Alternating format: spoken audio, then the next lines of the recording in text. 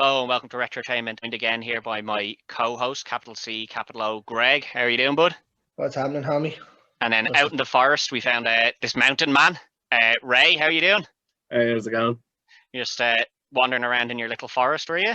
It's my little wooded area. It's nice. It's cozy is what I would call it. Welcome. Yeah. It's nice in the wooded area that the boys in the film find themselves in anyway, I'd imagine, is it? I mean, it's no nicer. A little less dangerous, though. Oh, well, that's good, I suppose. That's always nice, isn't it? Be careful, there might be bears out there. Well, he is a bear. Look at him.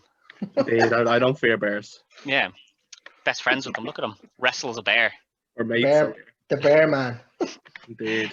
So the film we're looking at this week is Dog Soldiers from 2002. Neil Marshall's classic. Yeah, I suppose it's technically a horror. It's kind of a horror comedy, isn't it? Yeah, it's. I don't know if it's meant to be a comedy, but it does have comedic points, all right. It's got that dark humor to it. Yeah, dark humor, I would suppose. Dark horror, maybe. Yeah, I think it's the humor is mainly from the lads because they're meant to be an army group. Yeah, and that's very that's the kind of banter that's always kind of associated with lads in the army, that they always make these kind of jokes with each other to get through the rough times that they live in. I suppose. They'd have that camaraderie. It's an important part of it, though. You know, it is important. If it wasn't part of the movie wouldn't work as well as it does. No. So we always take a quick look at the ratings. So out of 38 critics, it's got 79% on Rotten Tomatoes, and an audience score of about 79% as well. So I think that's a pretty fair rating. It's pretty good for a creature feature, really. There's not many that really lash up high. Like Jaws would be up high, but in terms of the likes of werewolf movies and things like that, there's not a whole great love to them. No. In terms of scores. No, I think that's because it's quite hard to do one now, especially like back then when they weren't really a thing. It was easier to do them. Now that people know of them, they've become more difficult to do, I think. It's cliche, right? Everything's a cliche, and you watch a horror movie and jump scares and stuff like that. It's all just that, like. Yeah. And people get fed up with it. I know I have.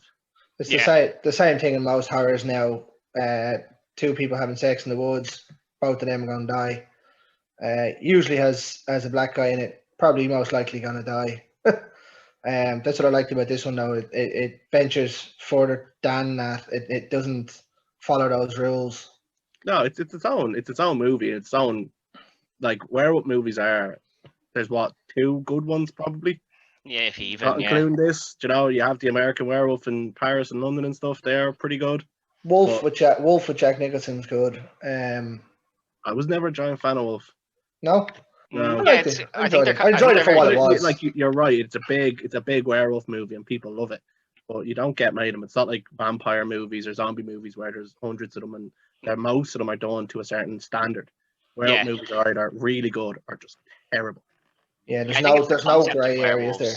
I think it's the concept of werewolves that makes it so difficult because you have to set it at nighttime, essentially. It has to be nighttime. Yeah, exactly. It doesn't work otherwise. Yeah. The only thing about a nighttime film is that the moon gives a tremendous amount of light. So a full moon is very bright. Like but I think it's the idea that it has to be set at a very specific time every month and at nighttime, and that's it. Like so. Yeah. And it's always only while it's dark. There's no like, when it gets bright we can you're that's it. it's over. We're safe now. It's bright. Yeah, grand. but it's funny you say that because Dog Soldiers starts in the daytime. Daytime at about 5 because the moon does come out that early. It doesn't have to be dark. True. I suppose. That was the concept. It comes out sooner, and it helps the movie, I think, greatly because it does start like that. It starts. That was a big concept. That was the big concept that Neil Marshall makes in this. He's changed it directly from being pitch black to dusk. It's not a pitch black jump scare horror flick. It's a different. It's a lot of action and like thriller, I suppose. Exactly. Not a huge box office hit though. £5 million box office, which isn't particularly great. Again, this is in that area that we've had a few times where you'd say this mightn't have done so well in America because of the humor that's in it. I don't even know if it was released in America because normally you do get the box office in dollars, and I couldn't find it. I could only find it in pounds. So Was It's Shaun, not- remember when we done Shaun of the Dead, was that in dollars or pounds? that was in dollars. Yeah. Oh right, yeah, then maybe it never got released. No, I think this was owned by Channel 4 for a while, the rights to Yeah. this. So maybe they held it off. Because it's not somewhere you can find very easy to stream either. Yeah, I couldn't find it pretty much Yeah. anywhere. I had to pay for it, like to watch Yeah, it. I just bought it as well. Yeah. Yeah. But like as you say, like it opens up just in a woods, and we see one of the tropes of a guy and a girl just out camping, and she gives him a nice little silver knife. I like this. I mean- This sets the scene up really. This sets the scene up really well. It doesn't look like there's anything. It just looks like there's two people going to be thing, but there's like it's brought out that you see something but don't see it. What I like is that the werewolves don't just rip the tent apart. Yeah, they open it Yeah. up. They've exactly. evolved past that. It's not just like they're just brutes. They've got a mind and they can think, and they That's- unzip the tent. I think that's the real. Yeah, They've been made it's- smart. They're not just animals. It's the next level of werewolf, I suppose you'd call it. Yeah. It's not a werewolf. It's a lycanthrope. It's not a mindless werewolf who's killing. It's a human in a wolf, basically. Like it's Yeah, hunting in packs, and they're a lot it's- smarter than most of the werewolf movies you'll find. Yeah. Yeah, and I think most of the werewolf movies you watch are big wolf, eat human, rinse and Hope for the repeat until best. someone kills it with a bullet. Yeah. It is a different setup, and I think that's why it has got the success it has, because Yeah. it is a different kind of movie. It's not your traditional hacker slasher, scary monster, it's not werewolf. Like it's different. I think that's why a lot of the critic ratings and the score ratings go down in these, because they're all the same really. That's why I think this one rated quite highly. Yeah, it Um, probably is because they've given them like a mind. They can think and they plan, which is, I suppose, is what wolves do as well. Wolves don't Yeah. just blindly They're attack, not stupid animals, wolves. Yeah. Like, but they've made it so that they can use their hands. Like they Yeah. can use them as hands because they're actually human, so they understand how things would work, not just like, I'll just jump onto this tent and just rip it apart. exactly. The look on the two campers' faces are hilarious though, when you see the thing and it cuts to the door and you see the tent going up.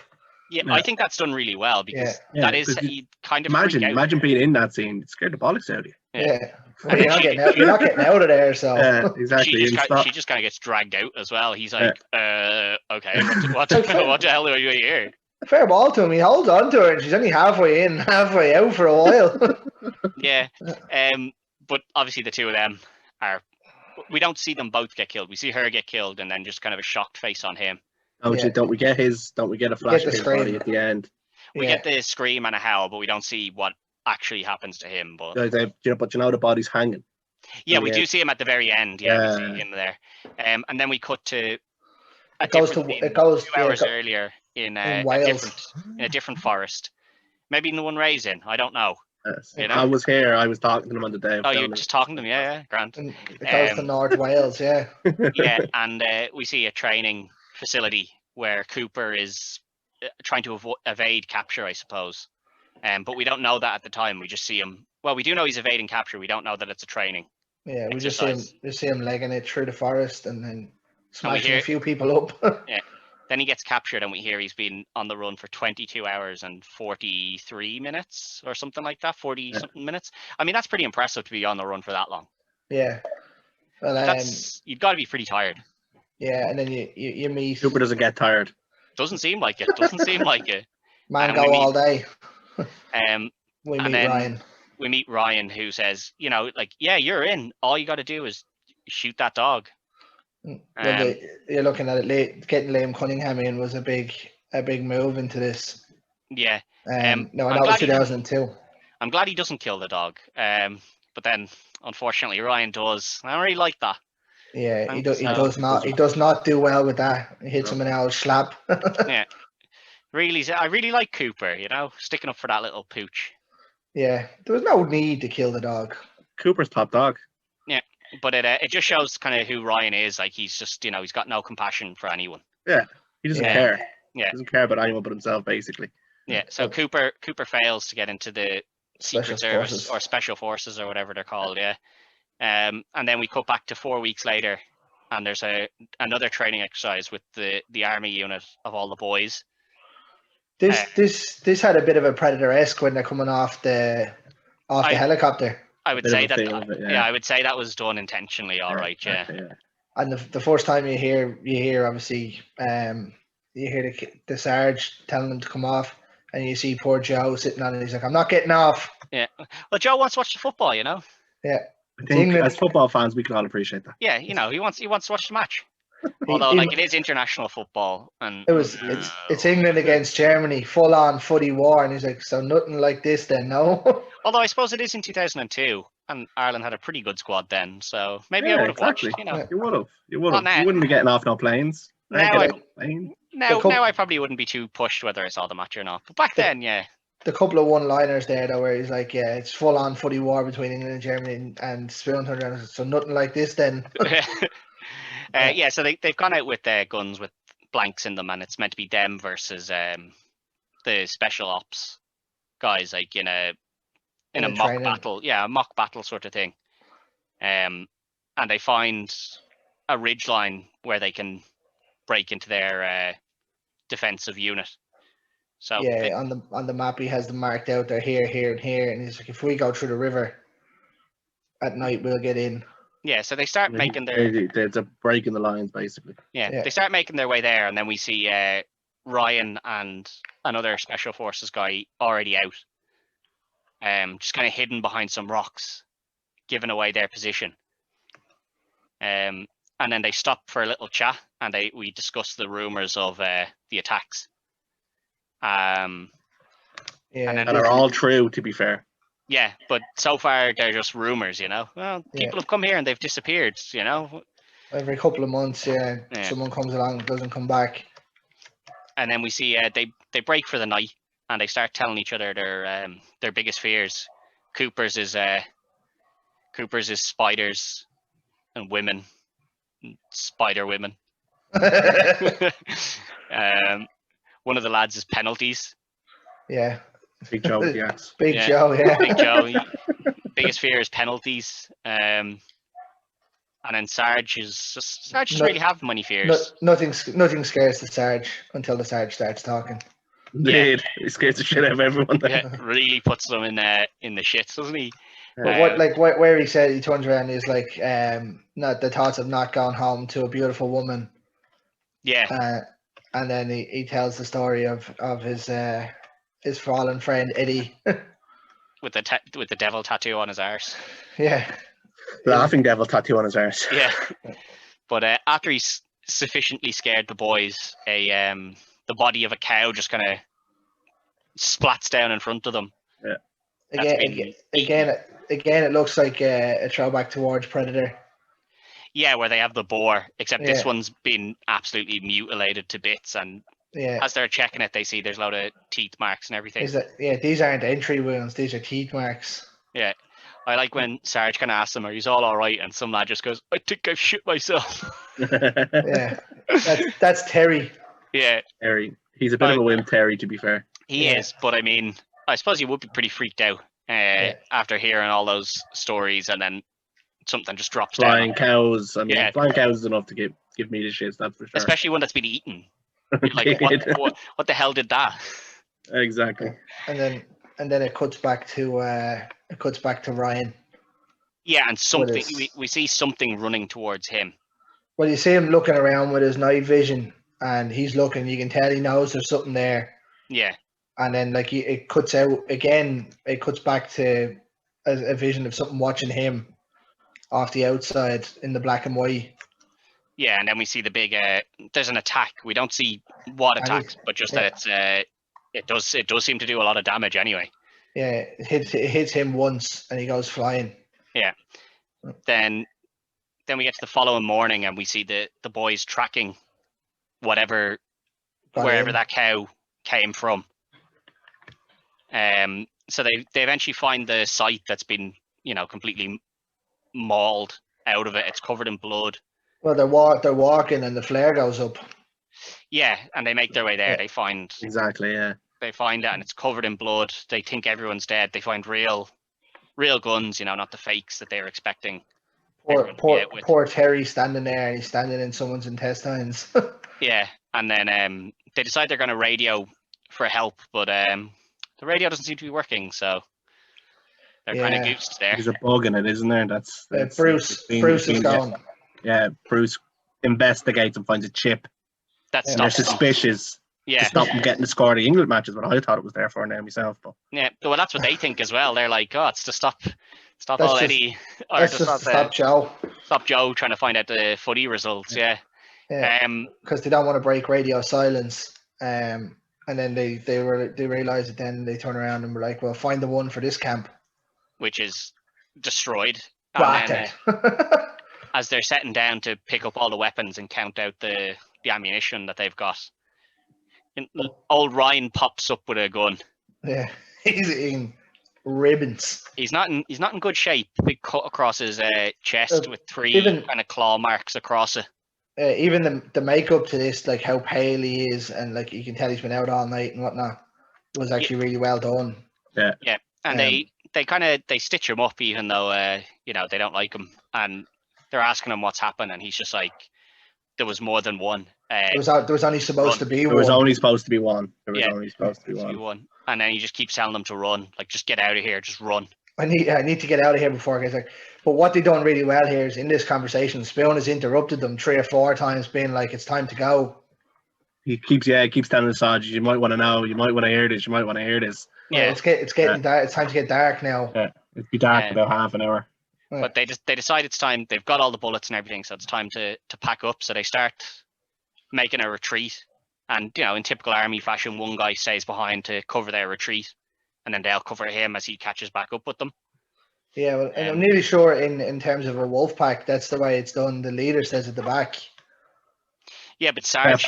Bruce isn't the leader. Yeah, no, I know, but they go on point with this, but the way they leave someone behind, I think it's a lot to do when he was doing it was based off like a wolf pack. I don't think so. I think that's just army formation. Yeah, that one covers the rear. That's it. I don't think that would be an army formation as well. Yeah. I do know what Greg's talking about. That in wolf packs, that is what they do. But that's how I always took it anyway. It was that he was trying to throw a little nod to that. Possibly, but it's definitely how the army would work. You cover us as we leave, and then you catch up to us as we. We'll cover you while you catch up. Yeah. But fair enough. Yeah. The poor man who's left to cover his the gun he's picked up isn't the Mae West anyway. Bruce. Oh. Poor Brucey, his gun doesn't shoot anything. I'm 100% sure he just forgets to turn the safety off. Didn't I remember I was having a conversation about this before, Greg, and I watched it, and there's 3 little switches on it, and the safety's at the top and it's down the bottom. You can actually see S on the gun. Yeah. And he takes out the clip 3 or 4 times as well and re-puts it in, so you know he's checking his shit. Like the pin is gone. Yeah. It seems like it. Yeah, something's not working anyway. So eventually he's just like, well, forget the gun, throw that on the ground, and I'll just run. Yeah, like the funny thing there is that when he throws it down and he stops to look back, instead of just running, he stops and waits till you can tell that something's getting closer. Yeah. Well, I suppose it's a horror movie trope for you, isn't it? Though? Yeah, that's a bit of a horror trope, isn't it? Just let it catch up to me before I start running. The only thing I was glad there that he didn't do was that he didn't fall. No, I think he probably would have been better off if he'd just fallen, because what he does is run like chest first into a branch that's just kind of sticking out of some tree. Yeah, straight through. He's a good foot into the branch as well. Yeah, we talked about like kind of inconsistency. That's not something you could do. No, you couldn't. You'd hit it. It would never go through you. Like you have to be running at some speed, and it's not even like it's a real like pointed one. Like, it's just a normal branch sticking out of a tree, quite low. That's been broken. If he was pushed into it, I don't know, force maybe. Yeah, like basically you would hit it and bounce backwards. And you'd stick it like you'd hit it and you'd stick your hands straight onto it and fall on your arse. Like you're not impaling yourself up to your right up to the tree. Yeah, well, and you look at that, like if it went into him, fine, but it's not going to go all as far as it did. Not at the speed he's running. Like you'd want to be using a bolt in it. Like exactly. Yeah. There's a fantastic bit in that scene, and I think a lot of people miss it. Is that if you look into Bruce's eyes when he dies, you can see the claw and the hand of the approach of the wolf coming at him. Yeah, they clear him off the log then, and I love it. I love everything about that scene. Yeah, Yeah, because it shows that they're not just hunting to kill. Yeah. Yeah. It is No, he for whips him food. off it and doesn't eat him. You know, because Not Sarge straight finds away. him. Yeah, Sarge finds him how much minutes later. Do you know what I mean? yeah, 10 seconds later, and the body's still there or whatever. And yeah, Yeah, he just gets slashed down and pretty much just cut to bits, like. yeah. And then, But then Sarge is backing up after he's found the dead body to just continue their retreat. Yeah. And that's when they're we running. kind of see the wolves for the first time here, just in the tree lines. Yeah, they're getting closer. yeah, it's glimpses, isn't it? Like Yeah. feet and hands and bit of tooth and stuff like Yeah, that. so something big, you can see it's not just it's not just upright like in any way. Like yeah, it's not just some random animal in the woods. Like it's something. Like Something this is big. what I liked about this. It went for probably about 20 minutes at this stage, 25 minutes. Yeah, you're probably Probably about about half an hour in. Yeah. And you've kind of got an idea of what's happening now. Like if you had no idea what this movie was about, like you hear the howl and things, but you don't know how big or how many. You see them kind of moving here, and it's a leading you that there's more than one. You know, Ryan says it already, Yeah. but Neil Marshall does very, very good in a lot of his movies with that. Like even in when he done The Descent, he has them kind of small things where you can see shadows moving when you watch it closely and things like that. Yeah. See, I think that's what I look like. This is the kind of type of horrors I love, where you don't get to see A lot early. what's hunting them. yeah, too exactly. early. Like Glimpses. you're It left keeps to it imagine scary, like, though, oh, right? it's big, it's got claws, Yeah. it can see in the dark. So like in your head, you're putting it together, and you're going, okay, it howls, it's a werewolf. You know it's a werewolf, but so far the only thing you know is it's big and got claws. That's as much as you've seen of the wolf. So you're like, okay, how big are we talking? How strong are we talking? You're still being left to build the image in your own mind. Yeah, like I always feel when you're watching a horror movie that when they give you a reveal 5 minutes into the movie, you're not afraid of him. You're not afraid of the monster you've already seen. You're afraid of what he could be. And when you're only getting glimpses, you are piecing them together, and you're piecing together maybe something scary, or that can even be a bit disappointed sometimes. But like, it's building suspense for the reveal. Yeah, and I think that's where a lot of modern horrors kind of fall down. Because they get a big actor or actress as the antagonist or the whatever's meant to be the bad guy in the film. Yeah. And because they do that, they're like, we want to get this person on screen as much as possible. And you're like, that's great. But if I already know what it is from the start, it's kind of like, okay, this is how you can beat it. like I already know what's going to beat it. So like, I kind of know the end of the film already here. Thanks, I suppose. And suspense is a great thing, especially when you're horror movies. It's well, I mean, like if you were out in the woods and there was something creaking around outside you, you'd be spooked. But if you see what it is already, like I mean, if you see it's a werewolf, you're still going to be spooked. But at least you know, like, okay, it's time to leave. Whereas if you're just hearing like something crunch around outside, you're like, oh, it could just be like a deer or something. So you're kind of like, I would stay. Like if I know it's a big werewolf, I'm gonna be like, okay, like time to go, like leave now. Whereas if I'm like, oh, it could just be a bear. Like if you're an army guy and you're like, okay, it could just be a bear. You're like, we can probably handle a bear. Like we can just shoot it and that'll be fine. Yeah. Now, but Sarge gets attacked on his retreat, and this is where you can really see that this film's from the early 2000s, because you get to see his guts, which is basically just they've thrown some red. Like here's some red and some sausages, and that'll do for the blood and guts, I suppose. Again, I mean, it's the early 2000s. It does feel a bit like you've got red on you. Yeah, got a bit of red on you there. How much ketchup can you use? I think it's worth mentioning though that it's a low budget movie. It is like and for considering, I mean, I was quite young when it first came out, and we were 12. Teenager, I was 12 or 13. Scared the bollocks out of me. Yeah, I watch it now as an adult with a lot of love because I've watched it 100 times. But I mean, you look back on it and you're like, okay, graphically that's not very good, but then you think, okay, it probably should have been better than that, considering it was the early 2000s. Like they should have been able to do better, but at the same time, you're like, they probably they've clearly put the money into other things rather than that. Like they just kind of were like, this is only, it's kind of a minor plot, not a minor plot point, but not a huge part of it, because they kind of just go, the biggest bit in this is where they're like, my guts are coming out, and he's like, yeah, well, we'll have to stuff them back in, and then they kind of just forget about that for the rest of it. They're just like, just move them on. They don't keep coming back to it too much. But what I like there is when he turns around, he's like, just leave me, I'm binned. And he's like, no. And he's like, my guts are out. And he's like, yeah, we'll get them back in. And then he just whips out a thing of super glue. Yeah. No, well, super glue comes a bit later. No, but he has he's trying to super do it glue. there as well. He has super glue in his hands. That's how he gets. He says they're not going to fit. They will fit. And he tends to him. He tends to him there, and he has. You look at his hands. He's got a little tub of super glue in his hands. So he's actually sticking them together and then sticking them in. Yeah. And then they kind of just patch him up to a point where they can try and move. So they not to start say running. it's not. Not to say it's not very unrealistic that you'd be able to do that in the 30 seconds it takes them to do it. But I mean, it's nice that they at least try to make it plausible. Yeah. They could have had it just go, oh, we'll just pick them up and leg it. And people will forgive the scene. They visually try to explain it at least a little bit, and I respect them for that. Yeah, they do. They just start running away, and we just see them, opening rounds into the tree lines, and into the werewolves. As we see, there's now more than one of them because they shoot one, and then another one appears, and they shoot that. Yeah, and I like the way they do it. They run, and then two of them will stop to cover. Well, and then those two will catch up while the others cover them, and they keep doing it in that sort of pattern. Like, use two, run ahead, stop, then we'll run to catch up with you, then use run ahead, and then we'll do it. And they just keep that pattern up until they get to the road where they're picked up in the Jeep. But just before that, where Sarge is getting patched up is when you get your first full visual of the wolf.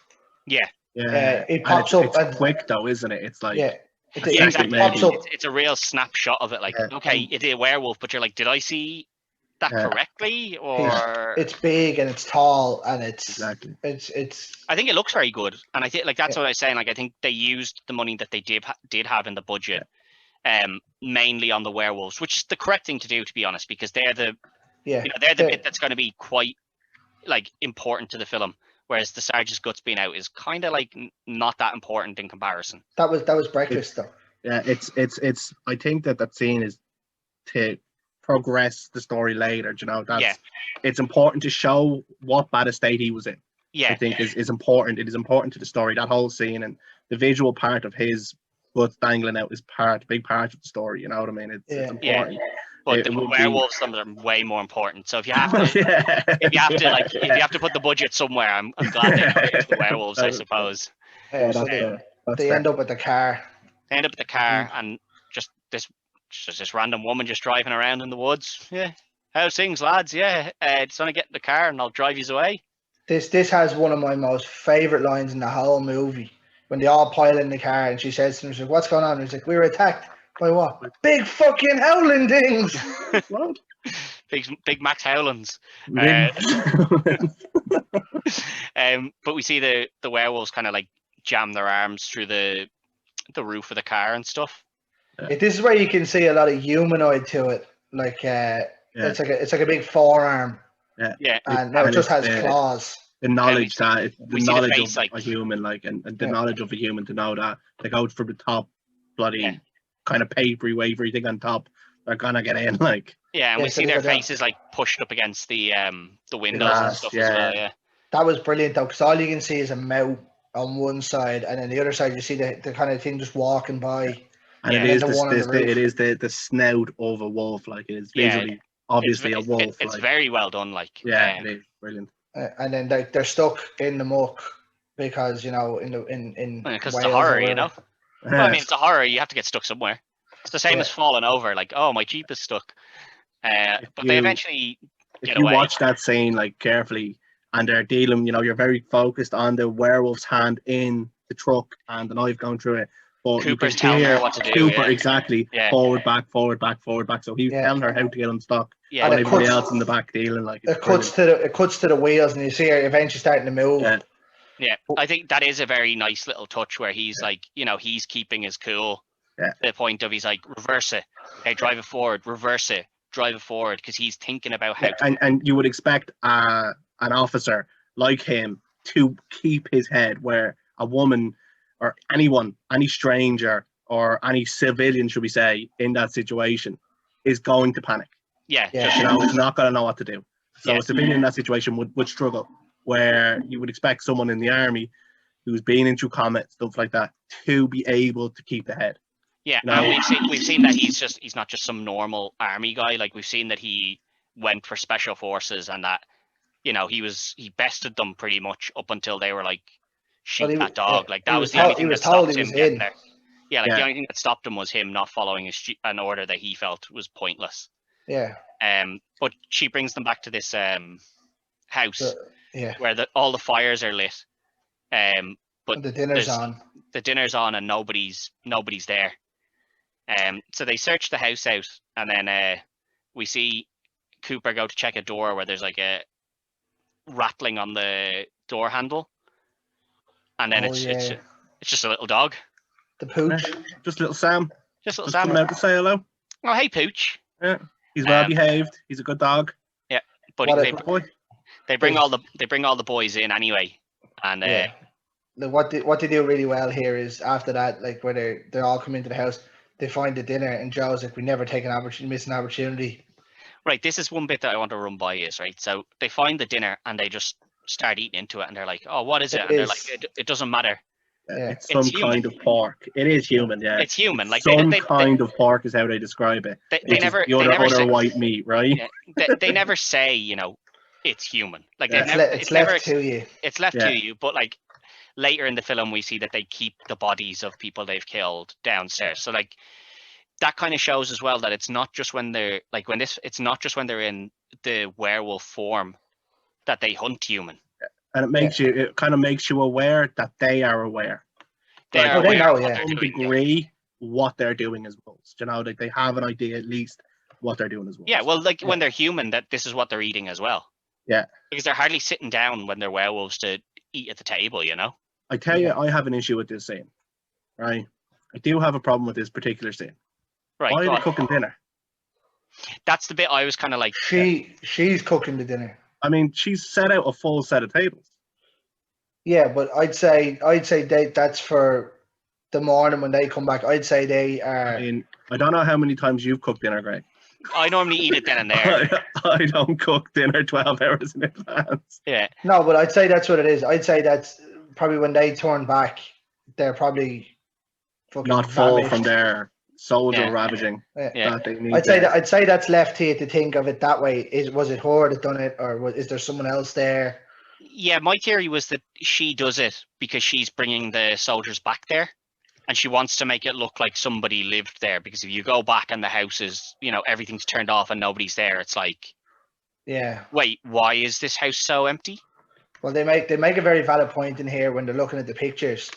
And they were like, well, unless the family's gone for a walkabout in the woods, we have to take it that this house is compromised. Yeah, I think they did. It is a weird scene where they're like, we've got all these fires on and dinner cooking.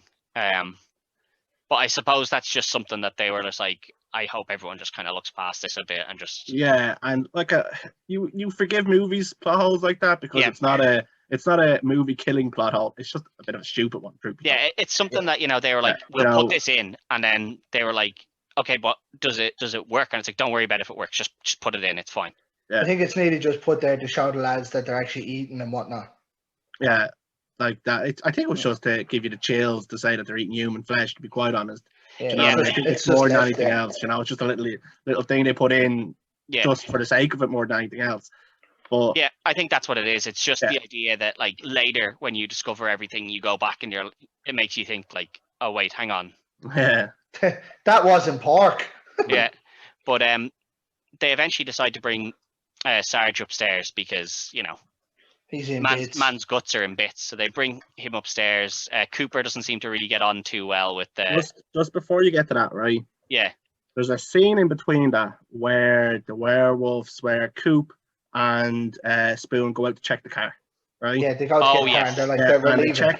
They check the car to see if they're able to get out of here because they reckon they have to get Sarge out of there. He's going to die in the house, right?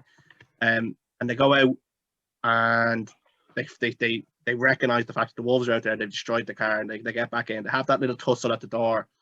And in the scene where what's his name, Terry gets sick on Ryan, on Ryan, right? The dog's trying to eat. The dog's trying to eat Sarge's guts. Yeah, I mean, I understand the dog was out of order there a little bit, but Ryan's But got see- this issue with dogs, right? Which is funny Right. considering he's hunting werewolves. Yeah, He he has does. this issue. Shoot the Well, dog, shoot the dog. Before he was even barking, he was saying shoot the dog. We Yeah, actually strange guy. left an important bit out, actually, when they're in Ryan's camp. Yeah. When they're looking for the radio, he says to them, he says, they've got tranquilizers and all, and nets and all here. Yeah. It's like they're on a safari. Yeah. Yeah. But yeah, But yeah, Ryan really didn't like that dog. He hates dogs in general. I think Never trust a man who doesn't like a dog. he's a But cat guy. This was brilliant though, Apparently. where Cat he guy. goes to shoot the dog, and Terry gets sick on him, and he gets up to have a go at him, and Joe was gonna batter him. You know what I mean? Joe's now, he hasn't seen the footy results. He hasn't got home. He's not a happy guy. Yeah, he's just an angry man. But yeah, we see the car outside completely ripped apart. Yeah, So the lads are stuck there now. Well, the scene there where they're outside looking at it, and you see him with the flare, and he's like, "Don't look back, don't stare back, don't move." Yeah. He's like, "I can't help it." I can't help it. Yeah. Which, I mean, is fair. Like, you see something that big, you're kind of like, I gotta Yeah. look at that. But this is probably the scene where you see how many there is. You can This is definitely where- get a better idea, right? This is where you put one and one together. Yeah. Because when you look at the picture, there's 3 of them. Yeah. And then you see 3 of them in the tree line. Yeah. So they go back inside. The car's wrecked. They decide, all right, get Sarge upstairs. We need to get more super glue on this man. Yeah, that's Cooper's grand solution. Just keep super glue on this man. I mean, But what I will say in his defense, He gives a good reasoning. All right. I'm not. he's not on denying to that. something, I think. But We should the man loves super glue. Like, we should Well, all yeah. use glue to stick our guts back together more often. The world would be a better place for it, I think. But like Sarge's humor in this, even though he's in agony and bits, he's like, "I like your new girlfriend, Coop." I mean, he is chasing painkillers with whiskey. yeah, he's And And pretty he has hammered. lost a lot of blood. Yeah, he's Yeah. pretty hammered. Like, But well, he's like, "Have you got super glue and whiskey?" And he's like, "What's the super glue?" He's like, "Do you ever wonder why the best thing that super glue sticks together is your fingers?"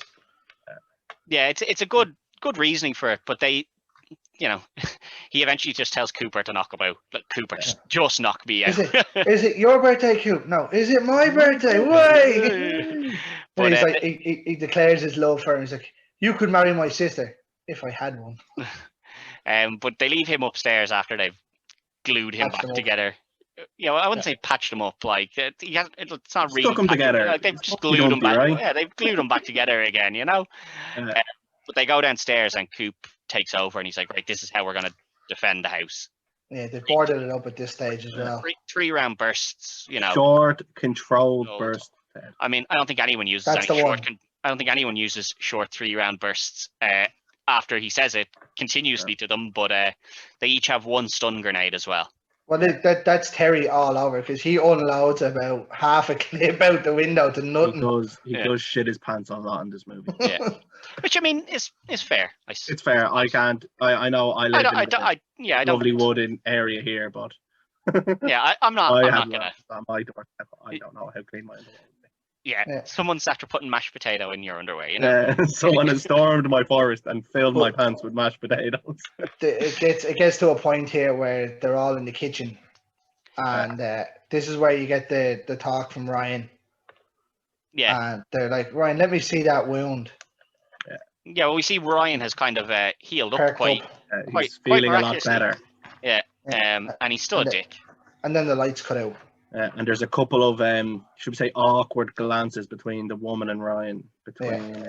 There's a couple of strange looks between them, maybe suspicious. You looks. wouldn't We had one notice in the that the first car. time. Yeah, we had one in the car. Yeah, on the way there. We had one or two in the house when they got there, and I think they do that well because they, Ryan is a dick. So the whole time she's like, if you don't know where this is going, you're like, yeah, okay, maybe she just doesn't trust him because the guy is a dick. Like, so you can understand that she'd just be trying like, to kill the dogs. He's an Yeah. asshole. like you could equate why she dislikes him to him trying to just kill that dog for no reason. So like you could understand, like without knowing anything else, you're like, yeah, I'd probably be keeping an eye on that guy as well. Like I wouldn't be trusting him. I'd be keeping a shifty eye on him. But they managed to defend themselves from the first attack. Yeah, the lights go out, and he's like, Oh, why would they do that? Is it because they can see in the dark and you're afraid of it? Yeah, they do a good job in defending themselves the first time round. To be Yeah, fair, they do. And if you kind of think to the scene where they're putting Sarge back together, Yeah. and it pans down to Joe finding the axe, Spoon finding the The sword, sword. and it does that little kind of mini montage thing, and I'm having a look at the weapons around the house. Yeah. And in the fight scene, you see Joe at the window with the axe. Yeah. After he's lost his shotgun, and then obviously He loses it and it gets fired back in the window at him. and then it goes to what's his name, to Cooper, and he has the sword. He cuts off the hand and stuff of that nature. Yeah. And it goes to Spoon, who was handed the pan by Cooper. Yeah, who took in the that sword off scene. him. Give me that Exactly, sword back, and you. hands him a pan instead. Yeah. And but it's funny, they all use their respective weapons handed to them, the melee weapons that were handed to them. They do. In that whole scene. They don't use each other's weapons. I don't know if that was just something that they planned out or if it was just. No, I'd say that was Yeah. planned. Like, make sure they each use the weapon They they were. use the melee weapons they give. Do you know what I mean? Because you see it later on in the movie Yeah. again. It's still One that thing I same liked is, general idea. as you're saying, like when they're downstairs in that first attack, you have Joe watching the front door. Yeah. But there's a little window behind him, and he keeps turning over his shoulder, Yeah. like keeps checking the little window behind him. Spoon's watching the door. Oh, is it Spoon? Joe's watching the window. Yeah, so Spoon keeps looking over his shoulder, and then you see the one werewolf at the window, so he turns around to look at that, and then the door rattles, and it shows that they're like the werewolves think they're like I think it impacts and like it's draws attention here. We can get in here, and like we see that several times. Yeah, that was brilliant though, because the first time they go to the door, they don't just ram on it. You can see the handle just going down gently. Yeah, trying to open it, but the boys have obviously. I'm not that stupid. Put the lock on. Put the lock on that bad boy, lads. Put the latch on. They'll never get past the latch. Yeah, that's so funny because that's a pregnant scene in it. You see him, he goes over, he just puts the latch on and walks back. I mean, to be fair though, what else are you gonna do? Yeah, you see them trying to come through the glass, and they're shooting out, and he goes out the letterbox. Yeah. I think it's done really well here in that they defend perfectly the first time round, no deaths on their side, and you're like, oh, they did a good job there, and then one of them just goes, werewolves, dogs, more like pussies, and then he just gets dragged out the window, and you're like, wow, just as you think you're safe, poor Terry. But the thing here was, right, so he's standing in front of the window, but like the window, the blinds come down and he gets pulled through them. Yeah. And you're like, what a random thing to happen. Like, yeah, I think that's smart though, because like it makes you think, like, okay, maybe they are going to survive. Yeah. And then just the blind coming down had no. No, but the blinds is a jump scare. Yeah. And it's not scary. It's just blinds coming down. Yeah. And then he pulled out of the window afterwards, which is the scary part. Like, this is where you start. That's not a jump scare. No, it takes it away from it. Yeah. Yeah, it takes you out of the scene. You kind of go, it's all right. It's just the blinds will be all right, and then out he comes. Like, this is where you see her first real reaction to it. Where she's staring out the window, and you're like, something not right with you here. Yeah, you get a couple of these with her, like a couple of times where you're like, longing. Well, she had something's the a bit weird with you now. Yeah, because the wolf howls when he pulls him out, and she's looking out, going. Yeah. And she puts her hand on the window, doesn't she? Yeah. Now the whole time she keeps saying that, she's just a student who came out here. She lives a couple of miles away. Yeah, she lives in a house a couple of miles away, and then she came out to study. And that's one of the good scenes where it's like, have they got a phone? No. And he's like, so how do we get in contact? He says, well, the next person's about 50 miles away, and that's me, and I'm not home. Yeah. So, like the second they kind of sit down at the table and they discuss where they're at, and they're like, okay, we've got this many bullets left. They've pissed on their chips, one might say. Yeah. They're counting what they've got. They're like, this is what we've got left. Short controlled burst did not work well. No. But Ryan is just like, is there fucked? Like, why do you keep... This is where Coop comes back in first, and she's like, they got Terry, and he's like, well, we're gonna go and get him back. Yeah, and Ryan's just like, no, you're not. He's dead. Like, you know it. Like, don't be stupid. You know he's dead. And to be fair, like, Ryan's a dick, but like, he's right there. What would you what would you gain by going outside to where they are? Like, have you noticed though with Ryan at this point, he's come back to full color and he's starting to go really dark. yeah, he is, but like he's right in this one. Like, Oh yeah, no, he's 100% right. Cooper's an idiot. Doesn't make him there, any like, less of a dick, though. no, he's a dick, but like Cooper's a bit of an idiot here. Like, we're gonna go get him back. Yeah. I mean, no. It's probably what would happen. What you'd at least try and do in the situation, right? No, as an army man, I don't think you would. I think as an army man, like, and this is where you can see why Cooper isn't built for the Secret Services and stuff like that, because he doesn't He's not understand. willing to accept loss when it's lost. Like. Yeah, when there's a lost cause, he's like, it's not lost, and you're like, it is though. Like, have you noticed here though? Like Spoon just agrees with him all the time. He's like, yeah, fuck it, it's dangerous. I don't care. Let's go. Yeah. Well, Spoon's Spoon's a bit of a hero. All right. He's a bit of a madman. We see this is when we see that there is a relationship between Ryan and her, this is where she's like, shut up, Ryan. Yeah, this is where she tells them, and she's like, what's going on? And he's like, I was seconded to this team. We'd heard the stories and we came looking. Yeah, we learned that he's out there and that he sent the boys, their team out there as bait. Yeah, they're expendable. I do question the Secret Service's research, though. Yeah, and he does. Cooper says, I would have a word with your research team. Yeah. You thought there was one of them. You thought there was one, and there's like three. I don't know about this. And then we hear the glass break upstairs. Yeah, so second attack is kind of on, and yeah, so it goes to the point where they start to rebuild the windows, the doors. Yeah, like COD Zombies, every time you get a little bit of a break, board up those windows again. Get those 10 points in, Get those 10 points, board up that window. Make life easy for yourself. This has to be one of the funniest scenes in it there, though, where you see Spoon at the door with the hammer. Yeah, he's hammering the door, and the hand comes in the letterbox. Yeah. I think they do very well though. Like he goes up and he goes up to, he has to wake Sarge up. Cooper does. He's like, because he's been grabbed. He gets grabbed by the leg and he falls over and he's like throwing stuff at him. Sarge, get up! He's like throwing books and everything at him. And Sarge eventually wakes up and they just blast your man back. Well, like here's where you see two of them though, because one's in the window.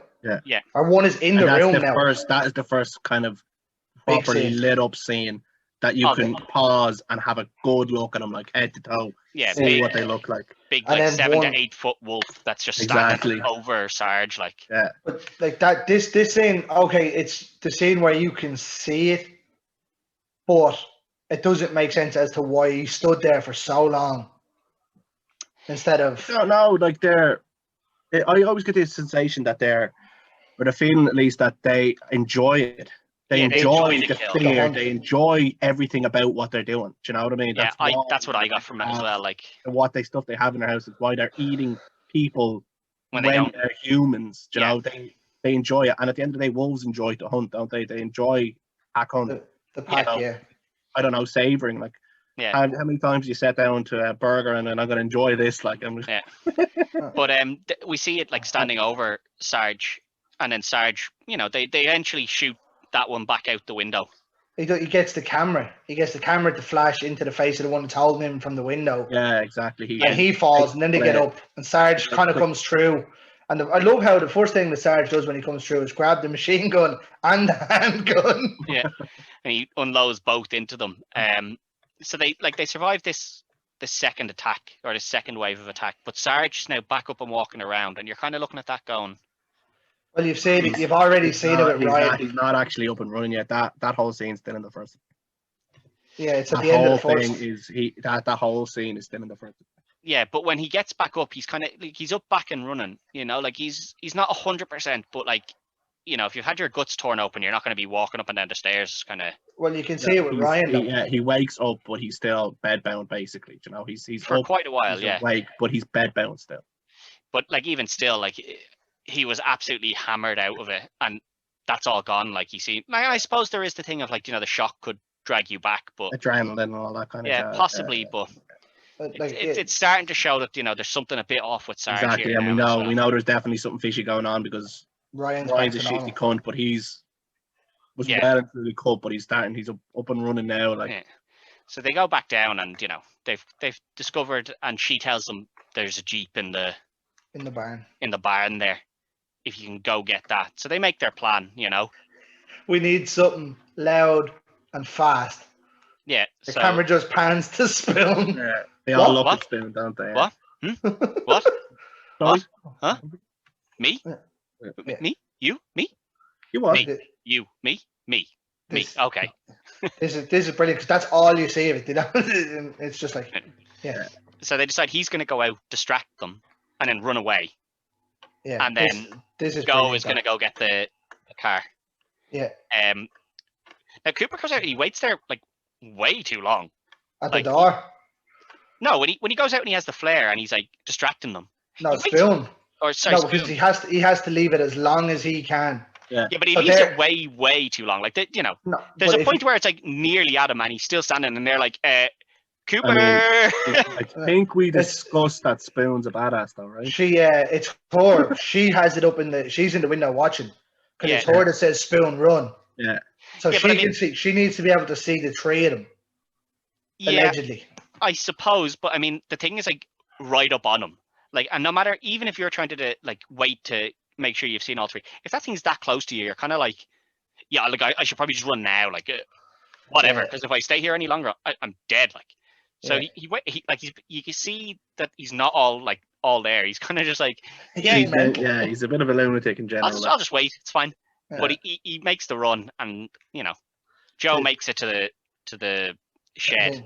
Exactly. And he This hotwires the car. scene, this scene when he turns on the lights and you see the werewolf has a hold of Terry, and Yeah. he's still alive, is why I forgive them the standing over Sergeant the bed. Yeah, exactly. Because you see they're not normal. He's enjoying killing Terry slowly. Yeah. You know, he's doing it slow.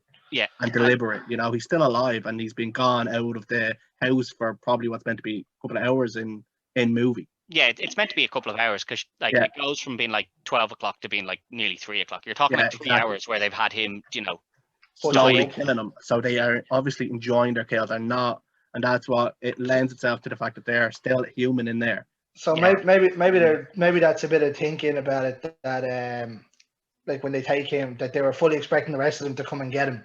Yeah, Yeah, exactly. That it was deliberate, and that's why they didn't eat him in the front garden. That's why they pulled him away. Yeah. Do you know what I mean? but Well, they'd never done it right in the front because they run the risk of getting shot themselves. yeah, but shit, getting shot doesn't hurt them. Like they just kind of It They're hurts fine. them, all right. It it does hurts hurt them, them. but it doesn't hurts them. kill But I them, mean, it doesn't like, hurt I them, mean, if something hurts you a little bit, but like you're fine 2 seconds later, you're kind of and you're Yeah. eating your dinner, you'll probably be like, "Oh, I'll just eat the dinner. Like, Mm. don't worry about that. But like we see him and they rip the head off Terry Terry. and throw it Yeah. at the front, and he's just like, right, I'm That- just gonna run that thing over now. The noise of it though when he bites through his throat and you're like, ugh. Yeah. That's done very well. But he just runs through them with the car He and gets up to reverses the- it out, does he not? Yeah, he He gets it reverses reversed. it straight through the door. straight Takes out the to whole back. barn off. Yeah, And it's then I think there's reverses a up big to the part. house. There's an important part in that scene where he has a hand. There's a werewolf with a hand in the window, but it also flash pans to the back of the car where there's a werewolf at the back of Yeah. the truck. So he doesn't just end like it flashes there and you see a werewolf at the back of the truck. So you Yeah. know that there's two there with him. Yeah. You But see, know, and then- that's my point in that, you know, when Spoon is outside and you see the one coming very close to him. Yeah. That means Yeah. there's only ever one near Spoon. Because yeah, the other two are in the barn. It just pans around that it makes it look that they're all there. It's this here. This is the scene here where you realize that she's at it. See, I don't think because- I don't think this is, because I think here you're still like, Oh no, I this is where I fully suspected that she was part of it. I The very suspected that first she time I was, seen it. I suspected there was something off about her, but I didn't suspect automatically that, you know, she's in on the whole thing. I was like, there's something a bit off here. It was here though, because then like you see it cuts back to Spoon climbing up the rope. And this is where it goes back to the humor just before Terry comes back with the van. He's getting up and he's like, oh, I love it when a posh bird talks dirty. yeah. Yeah, she's like, get the fuck in the house. Like, it says she's still trying to help them, you know. So Yeah, you're it doesn't. kinda like- Honestly, her character in the and whole she's movie not an doesn't army make person sense. either. So you're kind of like, yeah, she probably would be just, you know, shitting herself. Like, Yeah, exactly. um, And then they reverse. But he reverses the car up, and then it's a good scene where he's like sitting there, and you can see you assume it's his breath, but then no, because you can hear it. You can hear an exhale, and it comes behind him. You can see it over his shoulder, so he's like level with him, and it comes over his shoulder like. I like where he's just like, "You're behind me, aren't you?" Yeah. And you see him turns around. What I like here is he doesn't just immediately turn around. You see him slowly take his knife out of his pocket. Yeah, doesn't do him much good. I'll fucking no, have you. Right though. I do have an issue with the scene in the sense that open the car door. But to me, what I think they should have done if they were going to do that is have the other two somewhat in front, knowing that he can't get out. Do you know, if they had him get out of the car and get something by someone else, it's because his character's meant to be a hard man and he's meant to be fearless and stuff like that. And it's important for Joe's character to die that way. I think there's also a point that you can't have the two other wolves there because one of them is up at the window with Cooper and the rest of them. So like the other one could have been there at the front or whatever. The other one he'd left in the barn and reversed away from. So you're kind of like, yes, it could get there. Yeah. But I think it's fine to just have Joe be like, okay. Like it's good. It's good for his character, and it's a cool end. It's a cool death for a cool character. Like, you know, he knows he's dead as well. He's like, the big guy with the axe. I'm not getting out of here. Yeah, he's like, I'm just gonna go for it. Like, I'll just go for it, see what I can do. And then it doesn't do too well. There's a lot of blood that hits that front windscreen. yeah. Then the boys open the door and they're about to get into the car and they see the blood. Blood just spilling out of the car, and you're like, "Wow, they really went to town on Joe." Like just before that, though, where Spoon's at the door, the bottle of gas falls out. Remember, it nearly kills him just before he opens the door. He bangs into the door. He falls in the big propane. Yeah, that happens when he gets punched in the first. Yeah, that's in the first. Yeah, like that's in the first attack when he gets punched. He gets punched. Remember, he gets punched. And he hits the door, and the thing falls out. Yeah. But so we've already come back. Yeah, so like they open the door, and then they see the wolf like sitting in the back of the truck coming towards them, and this is where you're kind of questioning whether she's with them or not, because she opens the gun and fires every round into the wolf. So you're like, well, she is still helping. So she helps them. Yeah, you're really like till the end. Like you're like, wait, she did seem a bit suspicious, but now she is trying to help them. So maybe it is just nerves and fear. Like, that's it. But it pans to her and she just has this little cut on her face. I don't know what the significance of that is because it doesn't look like she's gotten it from anywhere. She now just has this cut on her face. I thought initially it was meant to be a splatter of blood from the wolf itself. That's what I thought, but then she like puts her hand miles on away from it. And just stays there. To me, it looks like it's like her body's starting to fully start to go, because when she cut her hand, she realizes and she's like, "Oh crap." But to me, it's she's running out of time. Yeah, but now we see Sarge back up and walking around. He's up and running, and they're beginning the interrogation on Ryan. Yeah, who kind of fills in a couple of blanks we've been missing. Yeah. You know, okay. The government wants to capture them to study them so that we can use them as weapons. Of course, there's literally any kind of animal that any way dangerous, the government will use them. He basically explains that he's part of a group that teaches dolphins to strap things to mines and cue animals to kill you and stuff like that. Yeah. And the movie explains, or at least it tries to explain, a lot of what is going on here. It tries to explain, and it kind of gives us conclusions that Ryan is now turned, and they obviously don't know Ryan, so they could take the assumption that this is just him. He's always been one, and he's just decided to take the change now. But as the audience are kind of going, "Oh, he's scratched, right? It has to be scratched." If you've watched any kind of werewolf movie, you know, if you're not dead and you get injured, you're gonna turn. Yeah, because a werewolf bite, is how they turn people in. But Ryan wasn't bit. I know, but that's the mythology. Is they leave a trace of themselves in you, and that's what causes you to turn. Yeah. But they basically beat him up a little bit. But and then when he gets quite angry is when he starts to turn. He's like, this is where they tie him to the chair, and they're like, "I'd like to see that wound." No, well, that's a bit earlier as well. That's when she kind of turns on Ryan, and they learn about. I don't think he's tied to the chair at that stage, is he? Because he comes out of it. He's tied to the chair early on when they kind of when they get into the house. When she admits that she knows him from previous, they've got him tied to the chair and stuff by that point. because they've noticed his wound Yeah, has when healed. they start to question him Yeah, about this what is- he was doing, because he starts to look. He said, "You're looking a lot better. Let me check your wound." This is early on. Like, I'd Joe's really still rather alive. he didn't. Yeah, because Yeah. Joe leaves because he's tied to your man's tied to a chair. Yeah. Because the further away from this guy is, the happier I'll be. Yeah. You know, that's So why he they- goes to wire the car in the first place. They start asking him about it, and he keeps trying to put it back onto Cooper, being like, "Is this all because you're annoyed about not getting in because you didn't kill the dog?" And he's like, "Stop fucking avoiding the question. Like, what's going on here? Why have you healed up?" And we get all the answers, that they can kind of give. Yeah. And then You know what though? Like, he turns Ryan's into a big character, werewolf. I know Ryan's character is meant to be an arsehole and stuff, and he's not meant to care and stuff, but he couldn't have possibly known he was going to turn at that stage. He didn't know that much. He didn't know there was more than one. How good is his info to know that a scrape would turn him into a werewolf? Yeah, true. He's been terrified the whole way through. When you first meet him, he's shitting his pants, Yeah. mashed potato pants. But why is he so against sharing information with them? It doesn't really make sense. Well, I think it's that's just a military thing. I think it's just who he is. He's just kind of a dick, and he just kind of wants to have something over people. Yeah, but he wants to live. Do you know what I mean? You don't get a scrape like that in the middle of it. Like, there's a certain willpower to survive an attack like that. I mean, granted, he's not meant to die from the attack because it's a werewolf Yeah. attack, but he cares enough that he's screaming to get him out of there. Do you know what I mean? He's yelling, "Get me out of here! Get me out of here! I can't stay here. They're going to be back. They're going to be back. Get me out of here." Yeah, I think that's when he's dying, though. It's as he's dying, he's like that, and then because he's healed up now, he's back to his old, Yeah, So I do get that, yourself. but you would think that he would want to continue to live. See, he's already learned something though as well. Like he might actually know that he's on his way to changing because he has learned. Yeah, he's learned something. Yeah. Yeah, because when he goes to the bathroom after getting sick on, he looks at his chest and it's healed. Yeah, Because in that whole scene, it kind of describes the fact that he set up Cooper's unit. He cherry picked Cooper's unit. Remembers who he was, didn't like him for not killing the dog, and picks his unit, and they bug it so that they can't win. They're bait basically. Yeah. And they leave the gap. They stood out in the open from the special ops, stood out in the open, so that Cooper would find it and they'd get done. Yeah, but he turns into the werewolf, and we see Cooper ram the sword through his stomach. Yeah, exactly. Yeah. Which tells us that the sword isn't silver. No, yeah. Because obviously it would have killed him if it was.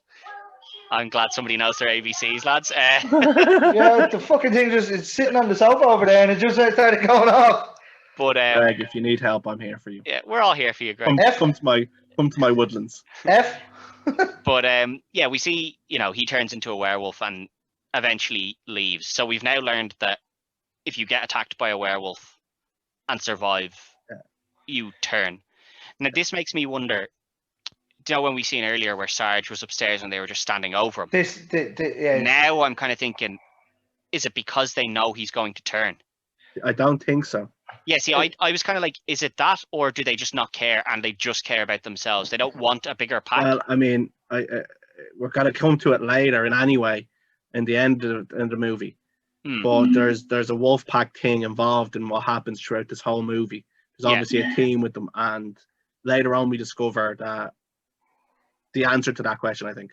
Yeah, but it's just kind of like, he's now run off with the sword in his chest, but he doesn't attack with them either later on. He's kind of just his own. Yeah, but that's because the run, like he's a new thing. You don't get straight into a pack. He has to buy. Do you know what I mean? Basically. And that is, I think, a thing with actual wolves, that a stray wolf can't just join a pack. Yeah, but he has to prove himself. In that scene, we kind of see that that Cooper or Sarge work out that there's only family around for miles is this family here, so we have to assume that these are the werewolves. Yeah. And something that doesn't make sense to me here is that why is there only 3 werewolves? There's five. Yeah, that's what in that photo. That's what I was thinking. But I think that gets answered a little bit later on as well. I'll come to that in a little bit, but I do think that gets answered. They come up with a plan now to blow up the barn. She tells them that they stay in the barn, and they're like, right, we'll drive the car into that, and we'll put the tank in the car, and cut the gas line so that we can, blow it up from the house, which looks like it's a good plan, and it's working pretty well until the matches don't work. Yeah, and then you get the greatest scene in the whole movie. He's scratching and scratching. Yeah, and then all you get is Sarge. Sarge just comes out with this Molotov, and just smashes it into the ground, and we and get then to we- see the whole Barn, barn just yeah. completely explode.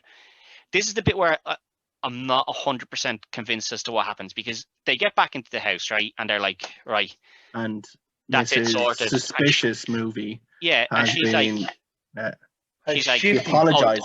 she apologizes, and you're like, wait, why is she now decided to tell them? That's the bit I'm kind of like, she's just now like, okay. Well, I The think whole, but the whole, my whole issue, there's about 1,000 plot holes here that Yeah.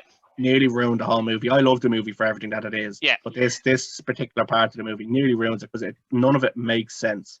Yeah. First of all, I mean, if she's part of the family, she's been Why there. did she turn the star? Has she actually only been there 2 years? When did she get infected? How come she hasn't changed with the full moon? Yeah, that's like, the biggest issue I none had. of I was it- like, why doesn't she change when they change? Why Exactly. does she? You know, Why is she able to control it? Or is that the whole point, that you can control it but completely? we learn later on that you can't control it. she runs out of Yeah. time. But But runs like, out of it's time. like she's going to turn at 2 hours before the sun comes Yeah. back up. That's a bit Are we weird. meant to believe that she's cut herself with the blood of one of the werewolves on the window from the hand? Is that meant to have turned And her? is that when she turns? But then, And there is no other house in the glen, so she's always lived in that house. And Yeah. it tells us that the werewolves won't eat you if they know you. Yeah, Yeah, so it's that's where I'm like- kind of questioning: is it that she only turns when she gets that cut on her hand? And I think that is the case. I think that she wasn't a werewolf. It's just never explained how long she was Because- a werewolf for. Cooper does say to her, "We noticed that they're all in the family photo, but you're not, So you and took that's the because photo. you took it." The reason So you're he- not in the photo is because you took it. So she's been there long enough to take the photo. But Yeah. they kind of make it describe that she's only been there 2 years. So did she go there a year ago and get infected? And like, it doesn't really explain it. Yeah, You know, But doesn't- I think it does a bad job of explaining it, but I think it is meant to be that the cut on and her why hand can't now she makes get it out? seem- You know, I The thought you whole- were here for them. I thought you were going to get me out. And then in that scene at the start, when the dog's biting Sergeant Stitches and all that, right after that scene, she says, "Are you planning on killing them?" Which Cooper just ignores. He ignores it because he's dealing with Sarge's injuries. Yeah. You know what I mean? So we don't know whether she's plotting it the whole movie, or is it just after they say, "We're gonna kill them all." Yeah, In that scene where Sarge hits the picture with the hammer. yeah, but then And he says, she, "We're going to kill them all too, right? Is that when she makes up the plan to get rid of their vehicle, Yeah. open the door that the werewolf's in? You yeah, know, and that's the bit. She's just like, Or is "Oh, it? well, I let yous go and do all that. I like, yous aren't going to get away. I've let them in now." Yeah. Is it Or that she knows she's safe there with the werewolves because they won't attack her, and she was never a werewolf until today when she cuts her hand, which I think they do a bad job of explaining if that is meant to be the case. Yeah. Or is it that she was always a wolf and for some reason just doesn't change when they do? she That's- can control it. And her whole women, you think all women are bitches, but I'm the real thing. Is she meant to be the alpha kind of type of thing, and she can change freely? If that's the case, why could she never leave before? Why was she so reliant on the soldiers to get her out of there? I'm Or is wondering, it- is she the original werewolf, and she Yeah, turned exactly, that you know. family? Like, she went there and turned that family herself. Or is it the fact that she has gone over there and has obviously befriended the family, gone over, heard the stories, as she says, gone over to check, and then the family have told her, "If you help us, we'll make you one." Or is it a case where they say, if you leave, we're gonna punch you down and kill Yeah. you? I think it's more the case that she's the original werewolf. Yeah. Because They just never explain it, and it's a bit and frustrating if I'm being quite that's honest. the problem. It's not explained, but I think that is meant to be the point, because she says like that line where she says, "You think all women are bitches, but I'm the real thing. Like, I'm really the bad one." Yeah. I think Yeah. that's the bit where you're meant to just take from that, Yeah. that okay, she turned the family, and as you say, there's 5 in the original photo, but only 3 werewolves. So maybe she's killed the other two. I think that's the point, is that the other 2 didn't accept what she was going to do. Well, and were killed off because of there's it, another maybe. issue with that though. If she's a werewolf and she thinks like a wolf, she talks about pack mentality, having at least a minimum kind of 5 to 6 members. Mm. So having 5 family members and her being the 6th makes loads of sense. But Yeah. then there's only 3 werewolves. Now, it could just be a budget thing where they couldn't afford to build 5 or 3 werewolves. That's fair enough. But give us an explanation somewhere along the way as to why. Yeah, or what they do is they found 2 dead. That's why Yeah. they're there looking or something. But before she manages to turn, Sarge puts a bullet in her head. Now, But the little bit of makeup on this is pretty good. Like where she's standing there, next thing you know, her eyes just change over. She looks down and looks up. And Yeah. But is that her dead? Like, does she die because she hasn't transformed yet? Yeah, I think because she's stone dead. Exactly, yeah, because we don't see a 4th werewolf at all. Yeah, exactly. So I think as if you get killed when you're not in your werewolf form or shot when you're not in the werewolf format, you just die. Well, I'd say if you kill the werewolf in the werewolf form, it's gonna die as well. Yeah, but the point is that bullets don't affect them in the exactly. It's been really a movie and they haven't died. Like. Yeah, so I think it's if you kill them while they're not changed, then they die. So we see the lads, they decide, right, it's time to just save ourselves. So Cooper and Sarge upstairs. They go upstairs. Spoon lets off a couple of rounds, gives them a chance to get away. Tries to run up the stairs, but they stick a hand through, so he goes back down, and he decides he's going to go hand to hand in the kitchen with them. Well, now, he's a badass. Badass because he is wrecking that thing with his hand-to-hand combat. And I was talking earlier on about they're all choosing their designated weapons, the axe, the sword, and he finishes that fight with the frying pan. Yeah, but it wasn't even there. Like when she's pretty much says sorry, and he says you took the photo, and then they were like, "There's not one werewolf in the barn, was there? No, not one." Yeah. And she's like, "I opened the door to let them in." And then they start. This is where you see the 3 of them behind her. Yeah. And then she starts to change. Which is why I think she's the leader, because she's the front of the pack. It's just it doesn't make sense to why she'd need the army to get her out of there. Yeah. See, I don't think she ever wants to get out. I think she's just toying with them. She's bringing people in to eat. Why to bring them back to the house to make it easier for them? Because that's where they keep the bodies. But they just wrecked their house. How's that helpful to them? I know, yeah. It's surely less work to go back and retrieve the bodies than it is to fix every door and window in your house. Yeah, I don't know. It's one of those kind of weird things where they obviously just need somewhere for the boys to be able to hole up, and they were like, just get them back to the house. Yeah, if it was in open forest, they'd be just picked apart. Yeah, I think so. I think that's just they just don't explain it at all. Yeah, and it's just has the to be most frustrating part of what would be maybe the perfect werewolf. For me, anyway. What I like is that the werewolves aren't they're strong, but they're not overly strong, because Cooper in a bear hand-to-hand fight is beating it. Like he gets better of it. What's enjoyable about the scene is that it's still human enough to fight with him. I mean, the werewolf punches him. It doesn't claw him. It grabs him by the throat and throws him and everything. Yeah, and what I like is that he stabs it loads of times, and you're kind of thinking there's a lot of blood all over his face, and you're like, whoa, has he actually managed to kill this? Yeah.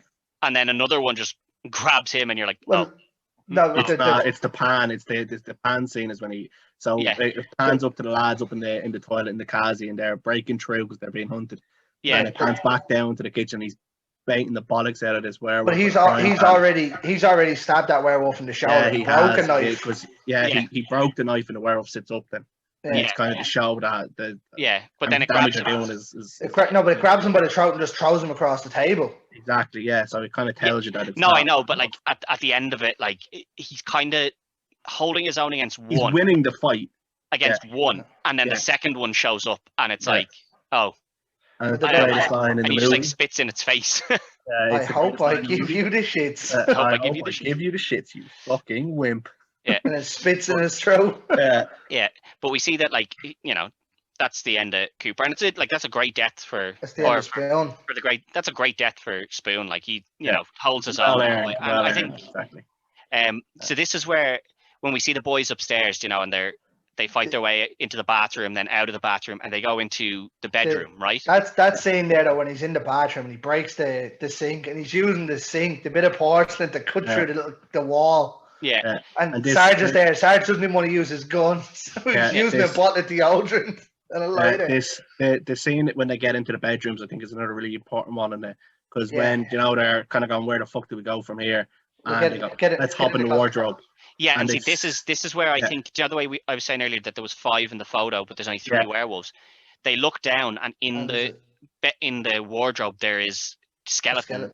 Yeah. I think this is the other two members, the other members. I think the other two members didn't accept that they were werewolves, and when they weren't in wolf format, refused to eat human. Yeah, I mean, it could be true. Like, it's not explained, and that's the problem. But like, why would you keep the remains in there? You know, I always thought of the scene as that this is kind of to show that the wolf part of them is more than the human part of them, because they're keeping trophies and stuff in their cupboard, or they're snacking. You know, go downstairs for a Kit Kat and a packet of Quavers. It could have been. I'll go down and get a can of Tizer and a liver. It could have been that, but I kind of took it as that must be the other members of the family that just obviously didn't accept and that's why they kept the bones and stuff. Yeah. It's very possible. It is. But again, it's just, you either think of that or you don't. The film doesn't give you that. I like this scene. But they shoot the floor out and they drop open down. your mouth, mind your ear, or open your mouth. Cover your ears, open your mouth. Mind your toes. Yeah. It's just a random thing. Say, why would you have to open your mouth? No, well, you have to open your mouth so your teeth don't shatter. Oh, on the way down, maybe, yeah. No, with the gunshots. Yeah. Because you're in a closed space, so those gunshots will reverberate in your mouth and you'd shatter your teeth. That's the point of the open your mouth. Oh, I never thought of that. Yeah. Actually, that's yeah. So they drop down. We find Sarge's watch, which is the only thing left of. Where's Spoon? Not much. There is no Spoon. Yeah, but they basically just fight through the rest of the house here, and Sarge knows, I'm turning into a wolf, and he says it to Cooper. He's like, listen, I'm not getting back. Like, there's no coming back for me. Like, this is it. Yeah. You need to leave me here. And you see Cooper is just like, no, it's fine. I'll get you back. And he's like, no.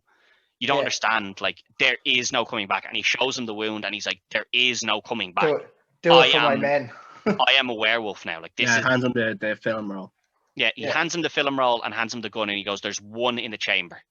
So that's the last bullet they have, the one shot. And this whole scene here is it. He tells him to go down into the. Yeah, he tells him to go down, and he's holding on for dear life to not turn. Well, the werewolves come into the room, and essentially he's getting angry at Cooper because Cooper's not listening, which is kind of what I was like. Is that what eventually turns you when you let anger overcome you? I don't really think so, to be honest. I don't. That's when heroic scene. He's probably less angry and more agitated. Yeah, but that's when Ryan turns earlier, when he gets annoyed when they've beat him up. Emotions start running high, and that's when he turns. So I'm kind of like, maybe that's part of why they turn, but it's again not explained at all. I don't know. I think it's just his time, and that scene where they're out the window talking about his scar and talking about his cut and how he's going to change. He kind of goes, maybe it's like a piss. When you gotta go, or it's shit. Just because you need to go doesn't mean you drop your pants and squat one off. Yeah. And I think that's kind of proven in that scene, because he doesn't just turn. Like, he holds, he holds it and he holds it and he holds it until he can get the little ignition button off the cooker there. This was a brilliant scene, because you see him starting to roll around in pain then after he puts Cooper in the basement.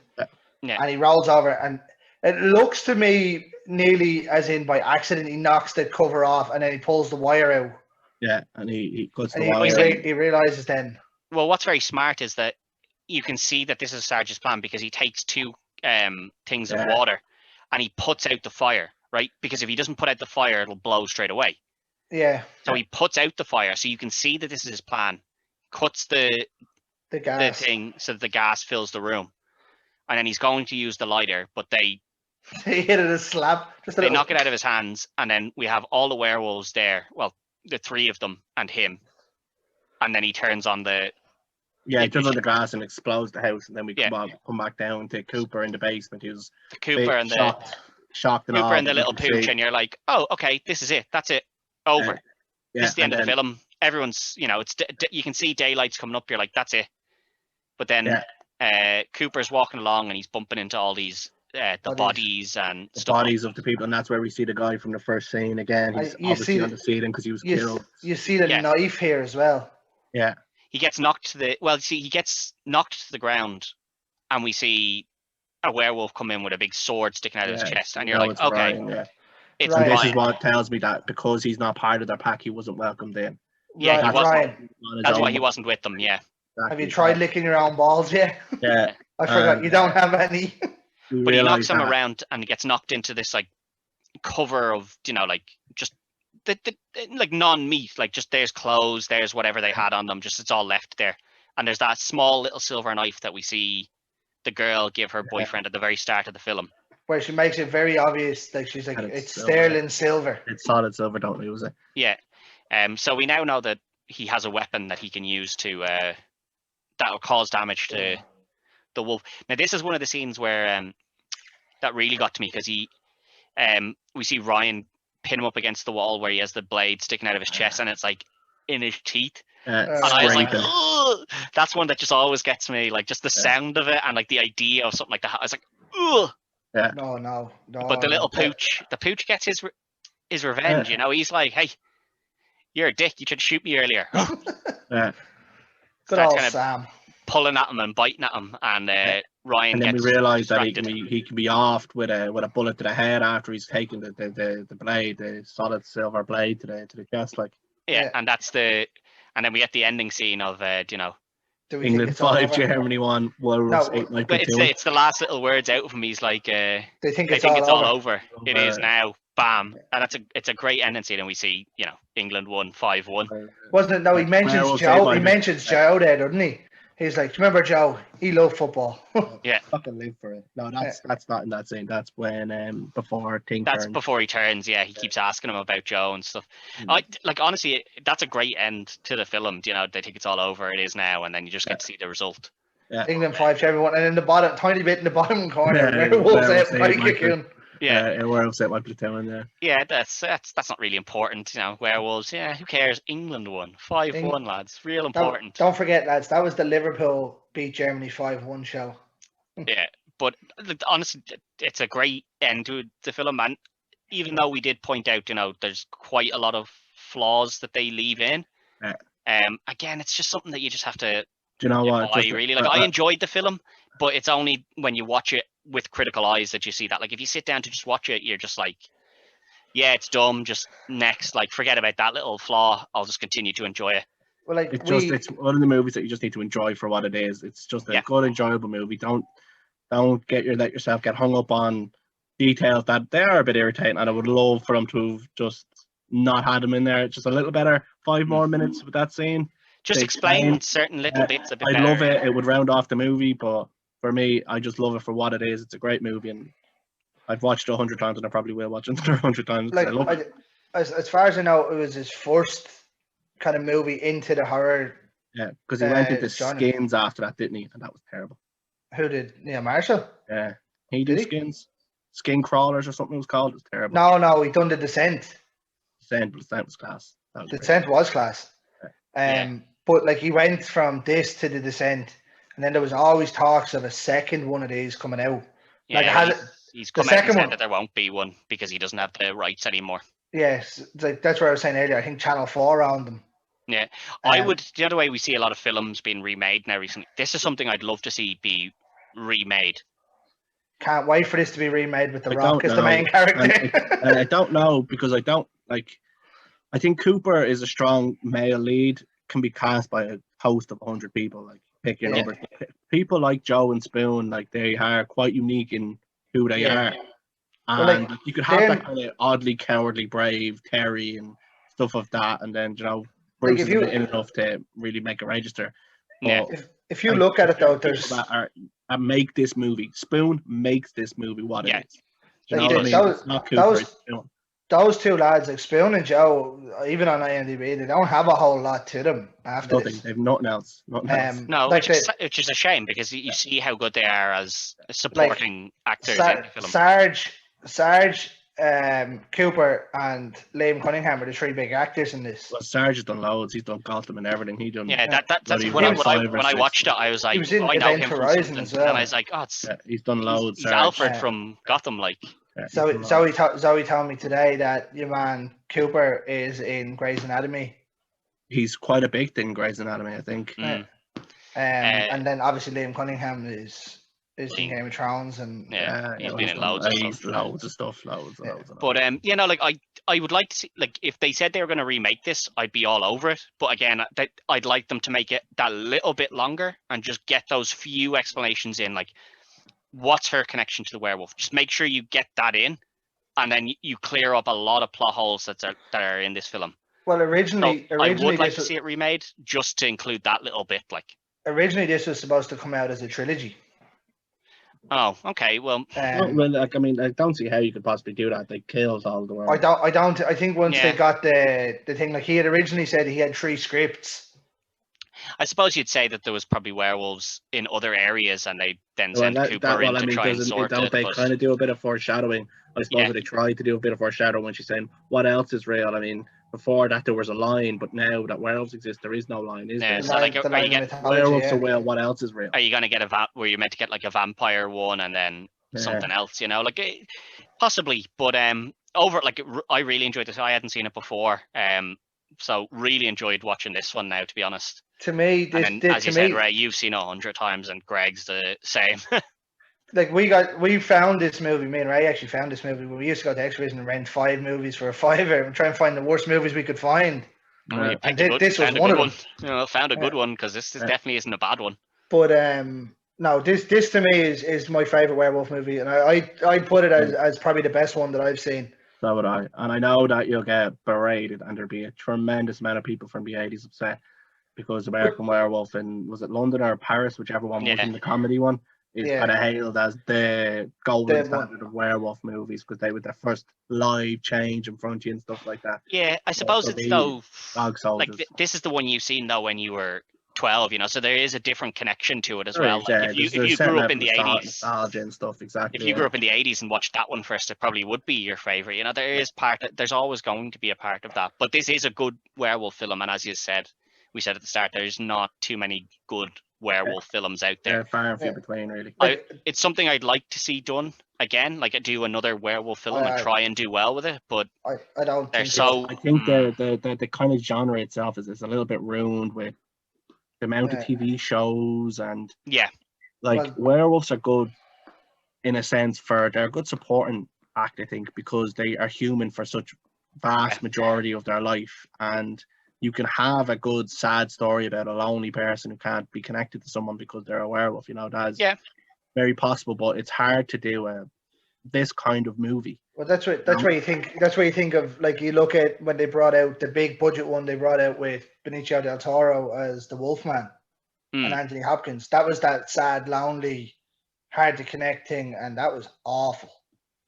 I mean, this movie here, it was set over one night rather than spaced out over. Well, I said over 3 different nights, but it's one night in the main bit of it.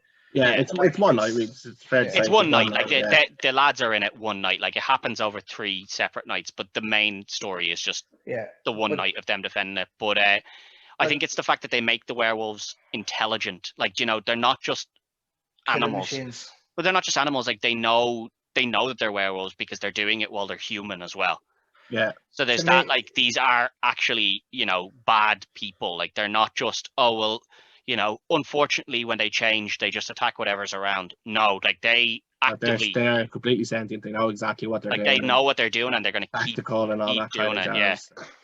Like I'm part of a fair few of the horror groups that are on Facebook and whatnot, and like when the conversations come around quite a bit of favorite creature feature and all, this gets a lot of love from a lot of people, even in America, and the likes of that, as one of the best werewolf movies there's made.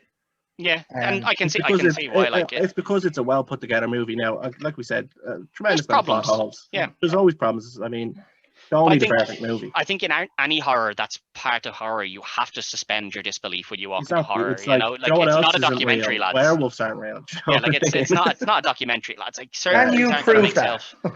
You know, it is. You just have to accept it. You know.